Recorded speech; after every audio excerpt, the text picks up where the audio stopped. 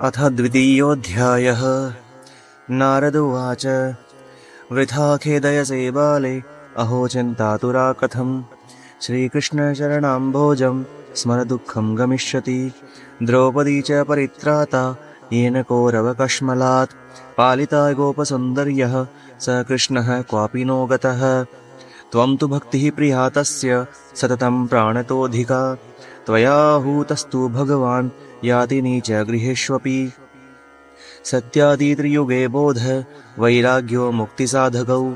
कलौ तु केवला भक्तिर्ब्रह्मसायुज्यकारिणी।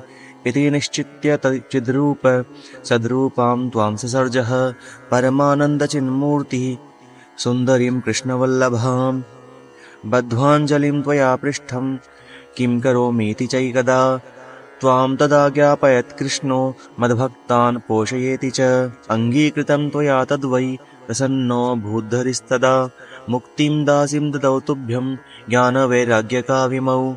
पोषणं स्वेन रूपेण वैकुण्ठे त्वं करोषि च। भूमौ भक्तविपोषाय छायारूपं त्वया कृतं। मुक्तिज्ञानं विरक्तिं च सह कृत्वा गता भुवि। कृतादिद्वापरस्यान्तं महानन्देन संस्थिता। कलौ मुक्तिः क्षयं प्राप्ता पाखण्डामयपीडिता।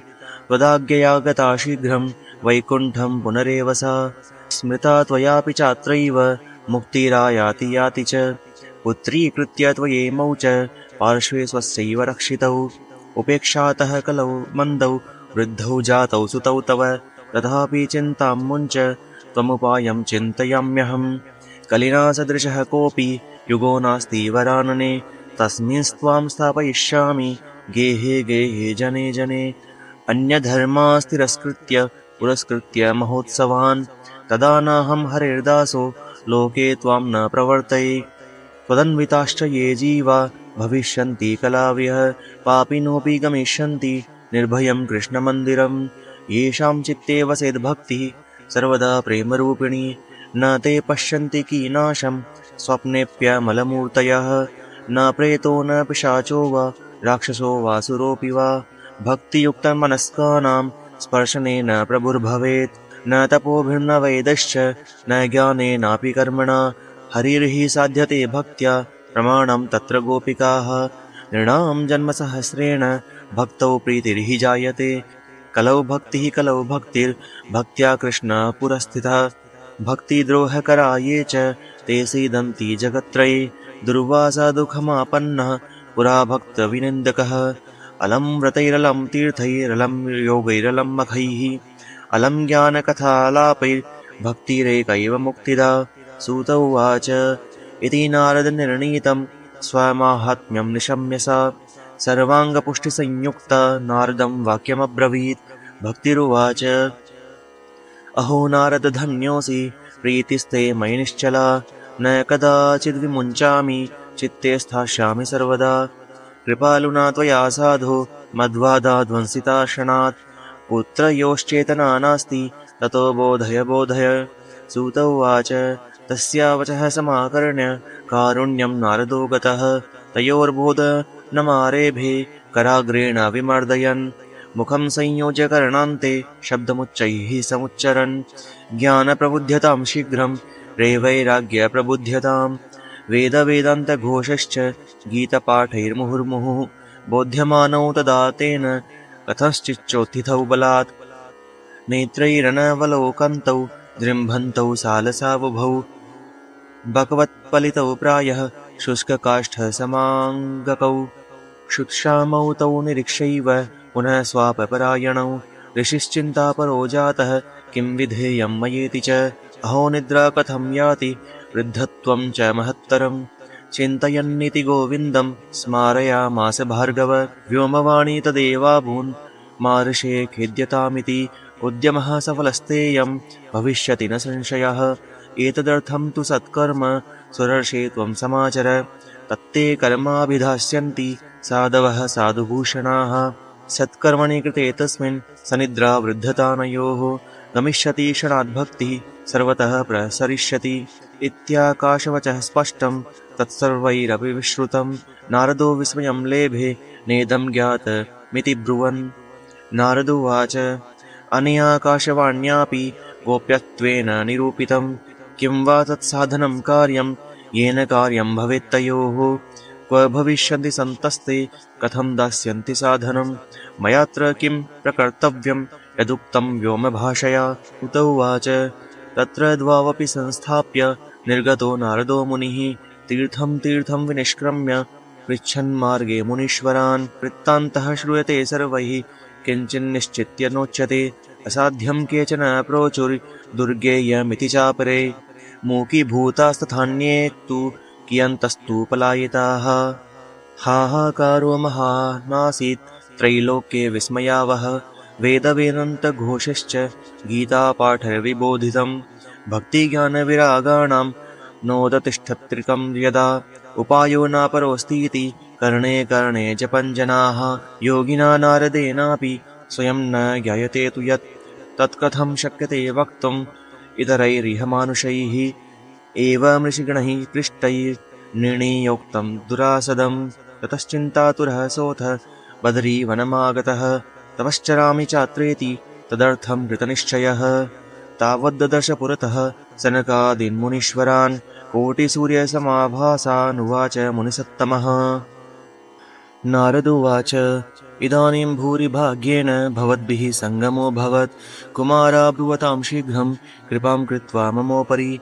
भवन्तो योगिनः सर्वे बुद्धिमन्तो बहुश्रुताः। पञ्चहायनसंयुक्ताः पूर्वेषामपि पूर्वजाः। सदा वैकुण्ठनिलया हरिकीर्तनतत्पराः। लीलामृतरसोन्मत्तः कथामात्रैकजीविनः। हरिः शरणमेवं हि नित्यं येषां मुखे वचः। अतः कालसमादिष्टा जरायुष्मान्न बाधते। येषां भ्रूभङ्गमात्रेण द्वारपालौ हरेः पुरा। भूमौ निपतितौ सद्यो यत्कृपातः पुरं गतौ। अहो भाग्यस्य योगेन दर्शनं भवतामिह। अनुग्रहस्तु कर्तव्यो मयि दीने दयापरैः। अशरीरगिरोक्तं यत् तत् किं साधनमुच्यताम्। अनुष्ठेयं कथं तावत् प्रब्रुवन्तु सविस्तरम्। भक्तिज्ञानविरागाणां सुखमुत्पद्यते कथं। स्थापनं सर्ववर्णेषु प्रेमपूर्वं प्रयत्नतः।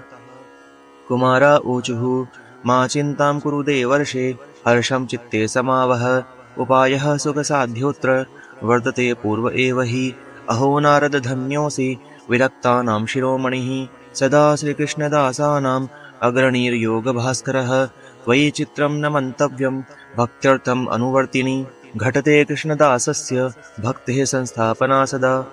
ऋषिभिर्बहवो लोके पन्थान् प्रकटीकृताः। श्रमसाध्याश्च ते सर्वे प्रायः स्वर्गफलप्रदाः। वैकुण्ठसाधकपन्थः स तु गोप्यो हि वर्तते। तस्योपदेष्टा पुरुषः प्रायो भाग्येन लभ्यते। सत्कर्म तव निर्दिष्टं व्योमवाचा तु यत्पुरा। तदुच्यते शृणुष्वाद्य स्थिरचित्तः प्रसन्नधीः। द्रव्ययज्ञास्तपोयज्ञा योगयज्ञास्तथा परे। स्वाध्यायज्ञानयज्ञाश्च ते तु कर्मविसूचकाः। सत्कर्मसूचको नूनं ज्ञानयज्ञः स्मृतो बुधैः। श्रीमद्भागवतालापः स तु गीतः शुकादिभिः। भक्तिज्ञानविरागाणां तद्घोषेण बलं महत्। प्रदिश्यति द्वयोः कष्टं सुखं भक्तिर्भविष्यति। प्रलयं हि गमिष्यन्ति श्रीमद्भागवतध्वनेः। कलिर्दोषा इमे सर्वे सिंहशब्दाद्वृका इव। ज्ञानवैरागसंयुक्ता भक्तिः प्रेमरसावहा। प्रतिगेहं प्रतिजनं ततः क्रीडां करिष्यति। नारद उवाच वेदवेदान्तघोषश्च गीतापाठैः प्रबोधितं। भक्तिज्ञानविरागाणां नोदतिष्ठत्रिकं यदा। श्रीमद्भागवतालापात् तत्कथं बोधमेष्यति। तत्कथासु तु वेदार्थः श्लोके श्लोके पदे पदे। छिन्दन्तु संशयं येनं भवन्तो मोघदर्शनाः। विलम्बो नात्र कर्तव्यः शरणागतवत्सलाः। कुमारा ऊचुः वेदोपनिषदां साराज्जाता भागवती कथा। अत्युत्तमा ततो भाति पृथग्भूता फलाकृतिः। आमूलाग्रमसस्तिष्ठन् नास्तेन स्वाद्यते यथा। स भूय सम्पृथग्भूतः फले विश्वमनोहरः। यथा दुग्धे स्थितं सर्पिन् न स्वादायोपकल्पते। पृथग्भूतं हि तद्गव्यं देवानां रसवर्धनम्। इक्षूणामपि मध्यान्तं शर्करा व्याप्य तिष्ठति। पृथग्भूता स चामिष्टा तथा भागवती कथा। इदं भागवतं नाम पुराणं ब्रह्मसंहितं भक्तिज्ञानविरागाणां स्थापनाय प्रकाशितं वेदान्तवेदसंस्नाते गीताय अपि कर्तरि परितापवति व्यासे मुह्यत्यज्ञानसागरे तदा त्वया पुरा प्रोक्तं चतुश्लोकसमन्वितं तदीयश्रवणात् सद्यो निर्बाधो बादरायणः तत्र ते विस्मयः केन यतः प्रश्नकरो भवान् श्रीमद्भागवतं श्राव्यं शोकदुःखविनाशनं नारद उवाच यद्दर्शनं च विनिहन्त्य शुभानि सद्यः श्रेयस्तनोति भवदुःखदवार्दितानां निःशेषशेषमुखगीतकथैकपानाः प्रेमप्रकाशकृतये शरणं गतोऽस्मि भाग्योदयेन बहुजन्मसमर्जितेन सत्सङ्गमं च लभते पुरुषो यदा वै अज्ञानहेतुकृतमोहमदान्धकार नाशं विधाय हि तदोदयते विवेकः। श्रीपद्मपुराणे उत्तरखण्डे श्रीमद्भागवत महात्म्ये कुमार नारद संवादो नाम 2. अध्यायः। श्रीकृष्णार्पणम् अस्तु।